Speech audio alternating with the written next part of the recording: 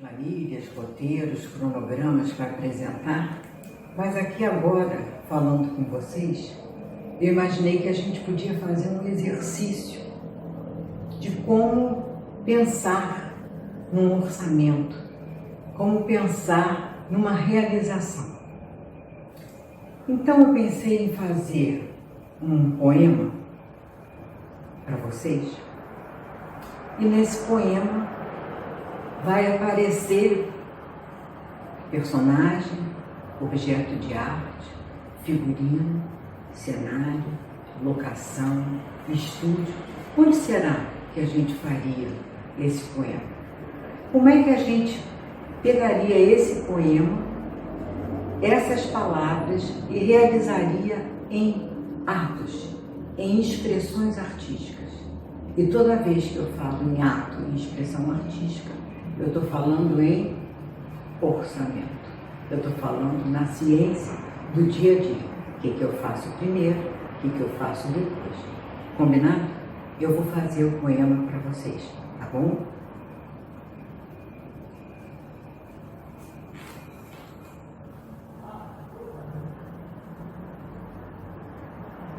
Cavalo eu fui puxando uma carroça que acreditava cheia de valores.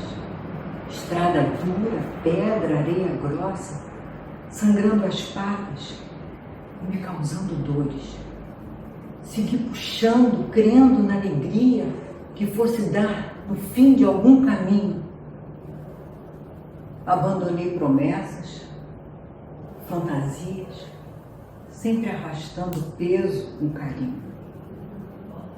Nem precisava o lanho da chibata, tão voluntário era o meu desejo. Cavalo doido, de terno e gravata, desperdiçando um tempo que eu nem vejo, para no final, nas curvas da ladeira, cair a carga sinistrada,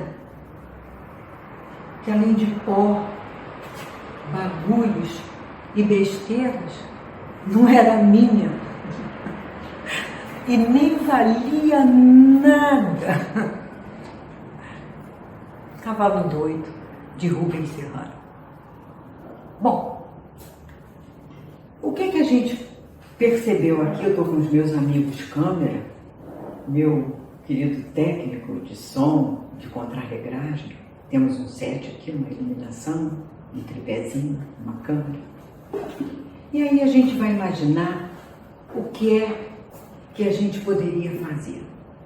Vamos lá. O nome do projeto seria Cavalo Doido.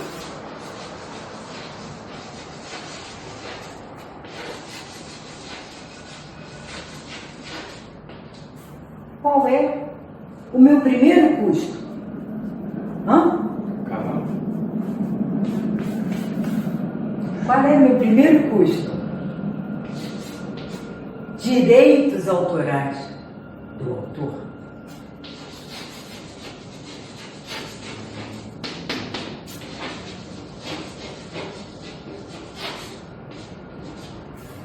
Para eu fazer um espetáculo, uma criação, a primeira coisa que eu tenho é descobrir quem é o autor, porque eu vou pagar. Seja um poema, seja uma música, seja um espetáculo, um programa de TV, um documentário, um filme de ficção, ok? Direito autoral. É o meu primeiro custo. Depois, eu vou descobrir do poema que eu falei, o que é que não pode deixar de aparecer? O cavalo. O cavalo. O cavalo.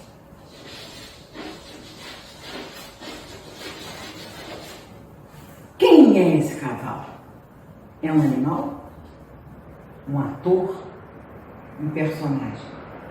Um ator?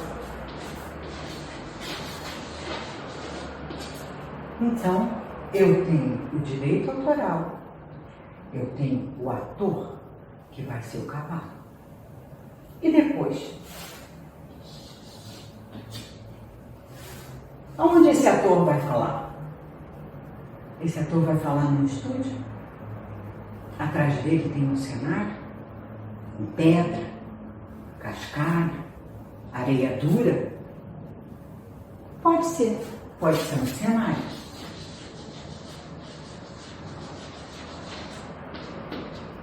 Mas só um cenário que pode ser? Não. Pode ser uma locação.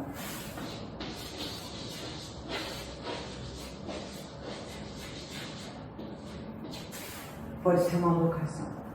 Além do cenário, que pode ser de construção, ou de uma locação, que eu vá para uma floresta e mostre a estrada e o ator, o que é que pode ser também? Pode ser uma projeção.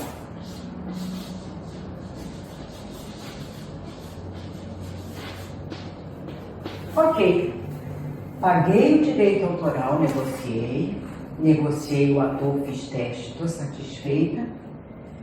Quem vai dizer se é construção de cenário, locação ou projeção em tela é a minha verba. Lá vem ela.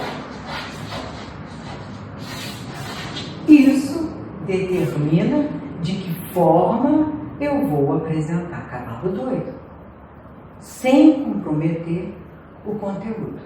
Combinado? Depois que eu descobri que eu tenho cenário, locação ou projeção, como estaria vestido esse ator? De cavalo? De terno e gravata? Como você acha que deve estar vestido esse ator? Eu não sei, ainda não criei. Mas a gente sabe que a gente tem aqui figurino.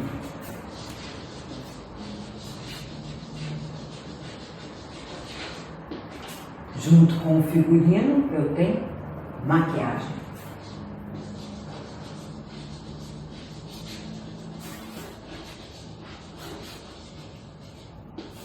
Muito bem. Tem o texto, tem o ator. Vou pensar aonde a minha verba deixa eu fazer a minha performance. Eu já vesti o ator e já maquiei o ator. O que é que eu preciso agora? Que podia ilustrar? Eu preciso de objetos de arte.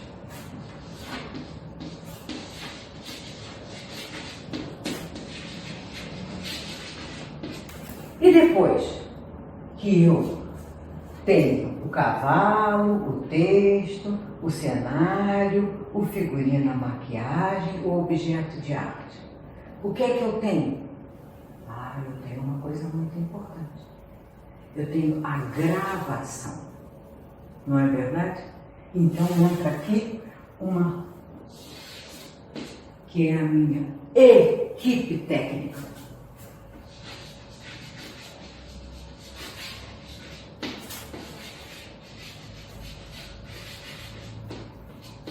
Nessa equipe técnica, quem faz parte dessa equipe técnica? O diretor, o iluminador, o cenógrafo, o diretor de arte, o operador de som, o operador de câmera e mais o finalizador, que é a minha pós-produção, que eu vou ter aqui, não é? E aqui é a minha pós, aonde eu vou finalizar. Dentro disso aqui, eu tenho uma coluna que se abre, não é verdade? Porque eu vou dizer quantos dias eu demoro, aí começa o meu desenvolvimento no tempo e no espaço. Quantos dias para o ator ensaiar? Vamos anotar no cronograma. Quantos dias? Quantos dias eu levo para fazer o cenário, uma pesquisa de locação, ou me organizar para uma projeção em tela de cenário? Então nós vamos fazer o nosso cronograma e nós vamos marcar com xizinhos, como num calendário. A gente vai abrir um calendário, gravação, ensaio, texto, lá vamos nós construindo. Depois, o que é que eu faço? Eu tenho o figurino e a maquiagem. Quanto tempo para confeccionar esse figurino? Quanto tempo de maquiagem? Vou precisar sempre da maquiagem? Ou o ator vai aprender a se caracterizar sozinho, que a gente faz muito em teatro de rua, não é verdade? E o figurino? Quanto tempo eu levo depois de ter ele feito para vestir? É uma ciência. Isso tudo tem a ver com a hora que a cortina vai abrir ou a câmera vai dizer gravando. Depois eu tenho meus objetos de arte. Quantos objetos de arte? E para levar esses objetos de arte para o local, eu preciso de transporte. Eu preciso de homens. E essa equipe técnica? Eu vou ter uma listagem, uma bíblia. Quem são minha equipe técnica? Quanto eles ganham? Eles foram contratados por obra ou por diária? E depois eu tenho a minha pós-produção, que é uma outra equipe de home office, de estúdio e de finalização, que também eu vou desdobrar.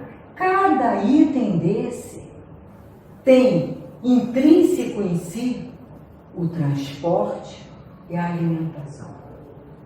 Sempre, qualquer pessoa come e se locomove. Esse custo é da produção. Então a Bíblia é importante.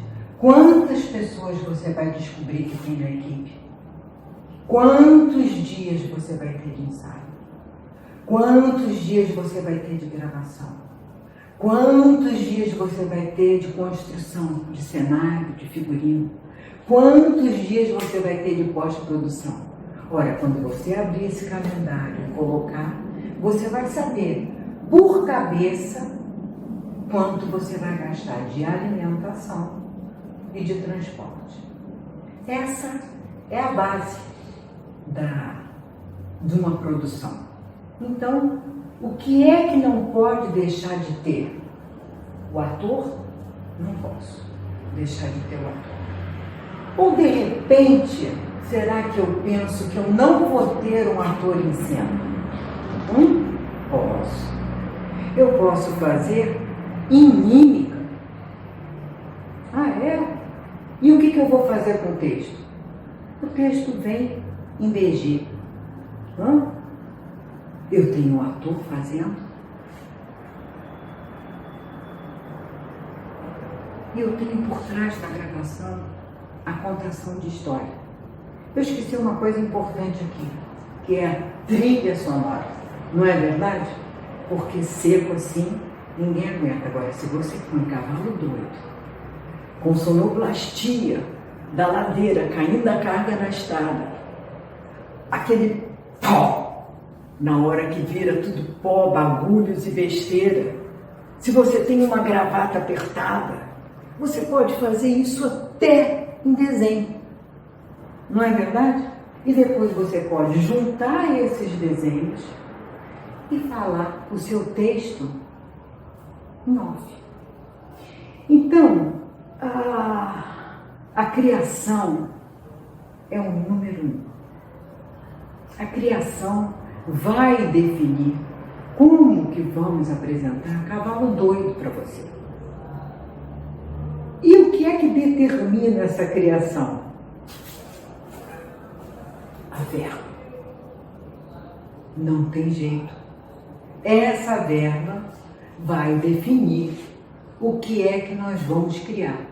Puxa, mas eu queria ir para uma floresta, depois eu cortava, a hora que ele fala das patas, do cavalo doido sangrando as patas, me causando dores, eu podia cortar para um vídeo, um clipe, só de patas de cavalo, de tristeza. Aí o outro criador diz, não, nada de pato, de cavalo, de tristeza, de terra, que isso? Você pode cortar só para rostos de pessoas felizes. É um contraponto. Você pode cortar só para rostos de pessoas tristes. Você pode cortar para a imagem sem rosto nenhum, de sufoco, de susto, de desespero. A criação é uma página em branco. E quem vai determinar o caminho que a criação toma e como é que vamos apresentar Cavalo Doido é a verba. Vocês conseguem entender isso, né? Então, se fosse interativo, eu ia pedir para cada um fazer uma criação de como apresentar Cavalo Doido, não é? E a gente ia brincar de orçar cada criação de apresentar Cavalo Doido. E a gente ia descobrir. Mas a gente ainda não está interativo. Só eu que estou falando e você está me escutando. Então, volta para você. Perceba que você é um projeto. Você é seu diretor de criação. Você pode e deve organizar seu orçamento. Você deve descobrir a sua verba, o seu tamanho. Você pode contar a sua história na ciência do dia a dia, que é a sua rotina, e não ser pego de surpresa e não levar susto. Eu queria que vocês entendessem nesses 2 módulos exatamente essa dinâmica, essa lógica, essa técnica.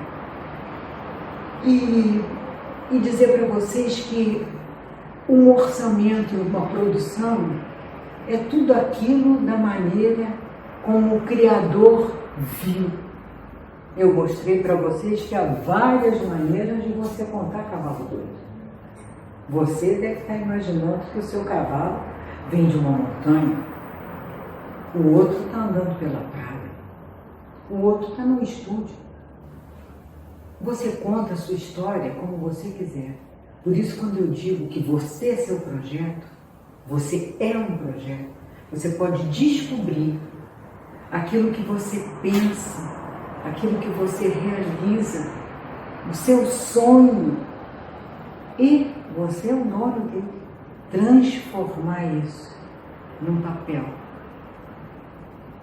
Aquele papel está vivo. Aquele papel está vivo. E ele pode ser alterado, porque a gente muda de opinião. E às vezes a gente não muda de opinião porque a verba faz a gente mudar de opinião. Então eu estou chegando ao final do módulo 2, eu vou pedir só uma paradinha para ver como é que eu posso finalizar para vocês, juntando toda essa lógica e essa técnica, que é um princípio básico de produção, da ciência de produção e da elaboração de um projeto. Eu já volto. Então eu vou finalizar esse módulo contando para vocês uma experiência que foi de muita tensão e muito divertido. Em 2007, o Marcos Frota foi convidado para fazer a abertura do Parapan, aqui no Maracanãzinho, no Rio de Janeiro. O patrocinador era Nestlé e a gente tinha um público de 15 mil pessoas. O nosso espetáculo era um espetáculo que chamava-se Somos Todos Brasileiros, um espetáculo de inclusão. Nós tínhamos um balé de cegas, da Fernanda Bianchini, maravilhoso. Eu tinha um cenário imenso, do Abel Gomes. O cenário era uma passarela maravilhosa, que o conceito era, nessa passarela, os atores vão passar. O circo vai passar. E nessa passarela, que era uma passarela redonda e que tinha um centro no meio, um buraco, nesse centro nós colocamos o maestro Carlos Martins, João Carlos Martins, com piano, uma orquestra, uma big band com 20 e poucos músicos, uma cantora lírica, cega. Então o maestro, o som era ao vivo, aquela orquestra maravilhosa, né, do João Carlos Martins.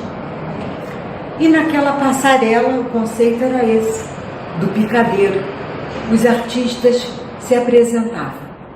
Bom, os artistas circenses nós tínhamos, né? Que era da Unicirco Marcos Frota. Então nós tínhamos todos os acrobatas, os palhaços, todo o pessoal do equilíbrio, né? Mas nós precisávamos dos artistas com deficiência. Então começou aí a nossa jornada e foi junto com a Funarte que nós conseguimos mapear os artistas com deficiência. Da Funarte, eu fui levada para a Secretaria dos Esportes da Pessoa com Deficiência, Secretaria Especial dos Esportes da Pessoa com Deficiência. E lá nós encontramos um grupo, um time de vôlei, de cadeirantes. E aí conversamos, foram 3 meses de preparação para esse espetáculo, que durou 1h e 10. Tivemos nesse espetáculo também o Herbert Viana, né? Que é o Paralamas do Sucesso, João Carlos Martins, Paralamas do Sucesso, e os artistas. Então nós convidamos esse grupo de vôlei. É uma produção gigantesca, vocês nem imaginem o número de ônibus.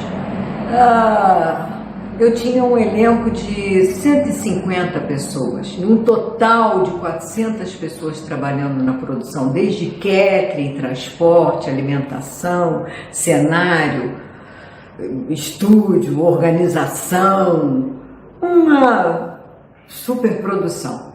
Bom, o show começou maravilhoso, com uns dublês montanistas descendo, né,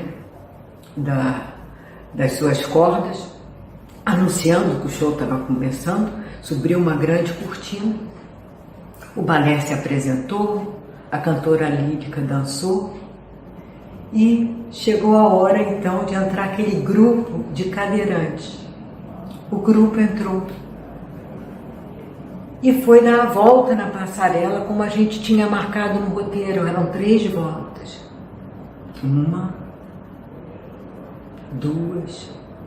João Carlos Martins, na sua batuta, vendo aquela turma, eram mais ou menos uns 20, aquela turma naquela velocidade de cadeira de rodas, absolutamente dentro do ritmo, um momento mágico. João Carlos ficou maravilhado e a orquestra subiu, ganhou peso. Gente, a gente arrepiava. Eram 3 voltas e eles não paravam de dar voltas.